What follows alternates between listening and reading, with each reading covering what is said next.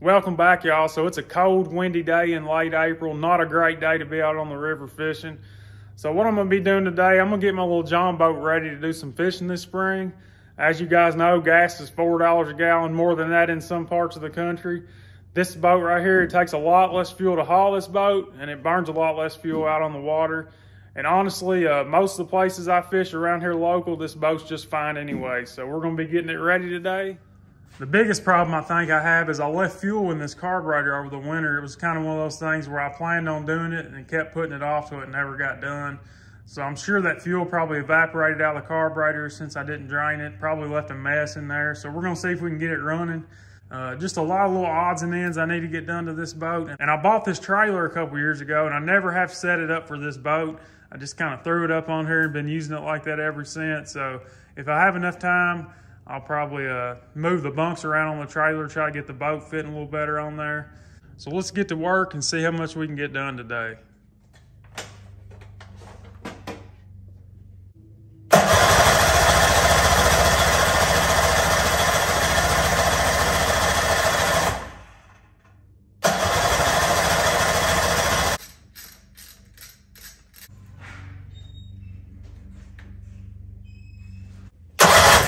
Got fire. All right, so we're gonna spray a little gas up in the carburetor, see if we can kind of prime it a little bit. See if we can get it to hit that way, because we're getting fire. There you go.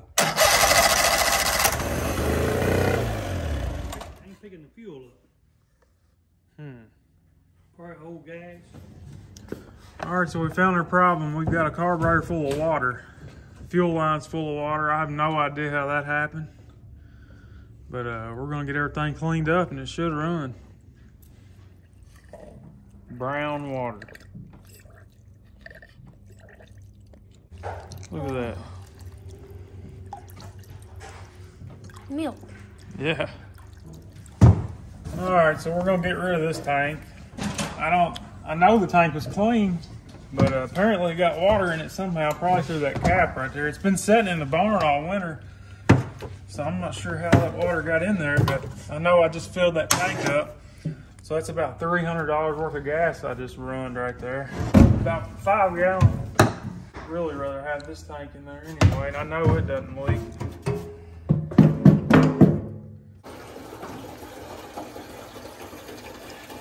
All right, so we're draining the bowl on the carburetor to get all this water out. And I'm glad we did, because it is just Don't lose it down in trash there. coming out Don't of let there. it fall down in there. Drain all that crap out of there. Is it still coming out, Landon? Yeah.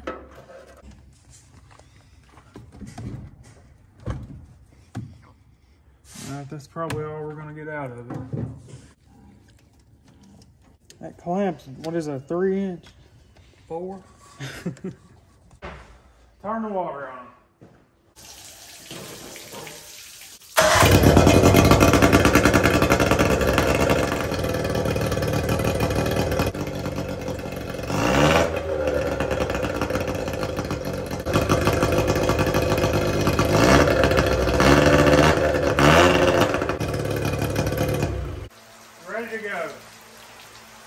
All right, y'all, so we got the motor lined out, we think. It ran good on the muff, so we'll see how it runs when we put it in the water.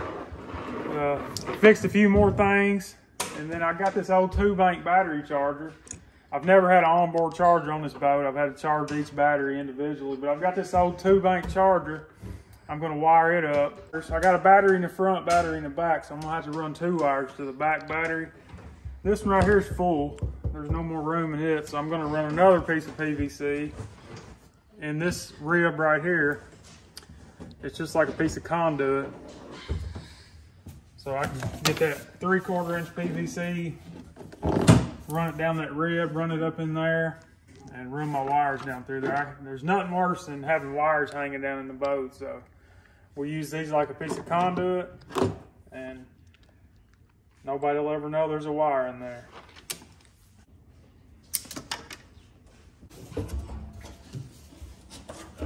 You're in there. If it was hot, it'd be all right.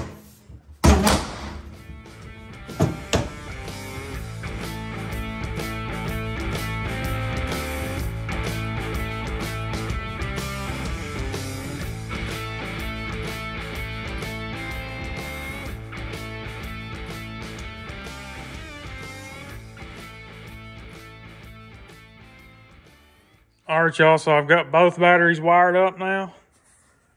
So we'll just plug it up right there to an extension cord. And then there's the charger. Both lights, both batteries are charging now. When they turn green, they're done.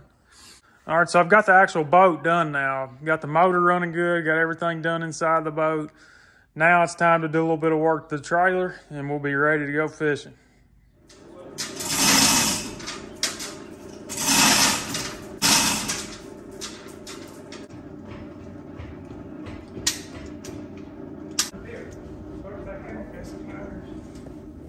All the way to the edge on both sides. Then we'll tighten them boats up.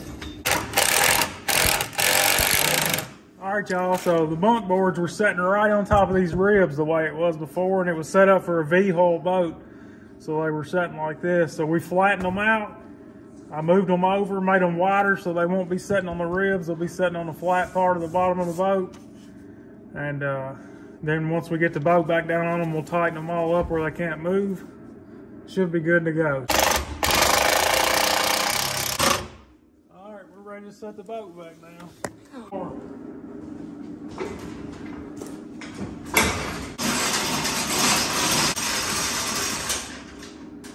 How's it fitting now? You ain't gonna believe that.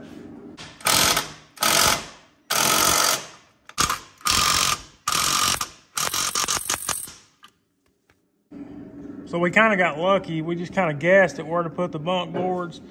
On the first try, we got it setting right in between the two ribs on the bottom of the boat. So they should act as guides and kind of put the boat in the same place every time. And also, I've got rollers, 4 rollers on this boat, 2 down each side. So it should be a breeze getting it on the trailer. So I think we've got the boat in pretty good shape now. The only thing left to do is pull it to the water and take it out there and see how it runs, do a little test run, but probably not gonna do it today. It'll be dark here in an hour or so, so we'll probably wait till tomorrow to do that.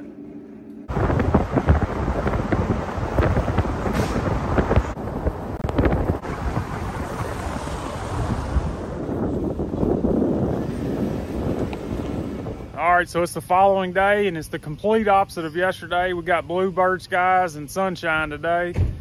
So we're gonna launch a little boat here in our local river and take a little ride and see how it runs.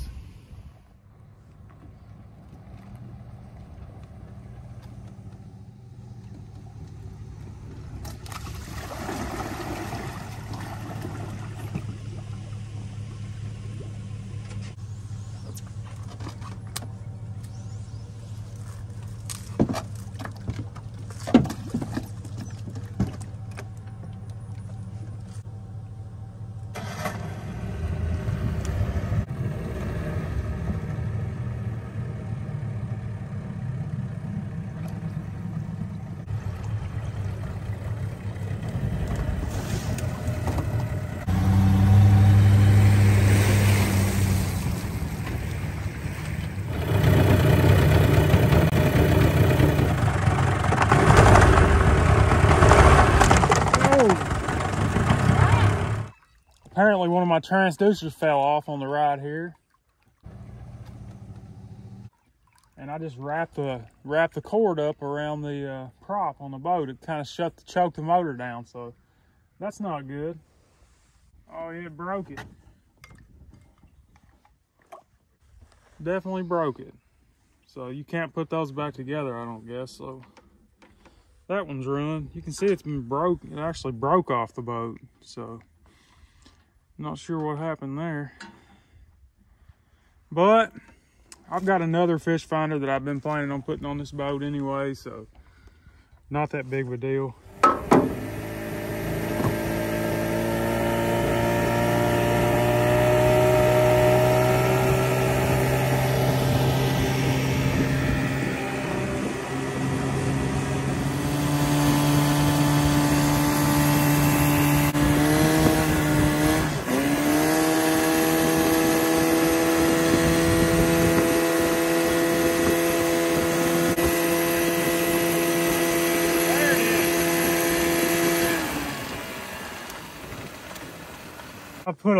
I put a hose clamp right here that was actually too long, and the extra part of the hose clamp wrapped around and was holding the throttle from opening up all the way. So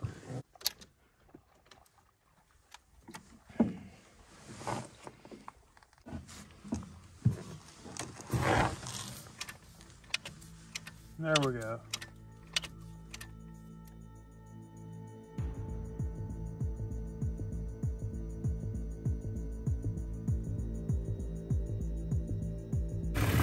Come on.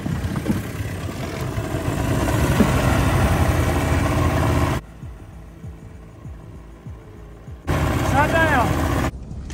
All right, y'all, so we had a little bit of a mishap.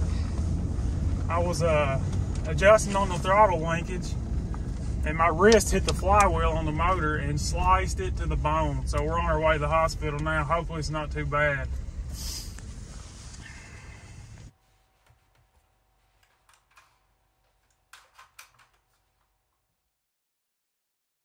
All right, so it's been a couple days since we had that accident out on the river. As you guys can tell, I was pretty shaken up in that video.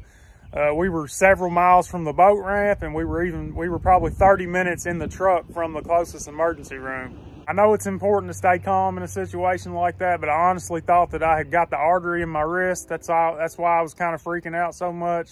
And I'll kind of show you guys here what happened. So I was over inside the boat, reaching over the top of the motor to adjust this throttle linkage, and when I went to pull the linkage off, my wrist went back into the teeth right there on the flywheel, and you know what happened from there. The biggest mistake here is I should have never had the boat running while I was trying to adjust on that throttle linkage, but it's just one of those stupid things you do. I'll know next time not to get anywhere near the teeth on that flywheel. So Landon, my son, he was with me. He really stepped up. He drove the boat back for me and put it on the trailer for me so I could keep some pressure on my wrist. We went ahead and got to the hospital. They got me all cleaned up, stitched up. I was out there within a couple hours. So definitely not as bad as I thought it was, thankfully. But I've got my little boat ready. We're going to be doing some fishing out of it this year. I know a lot of people like to see that. A lot of people, that's how they found my channel, is this little boat. So I want to thank you guys for watching. I hope you guys enjoyed. God bless you all, and we'll see you in the next one.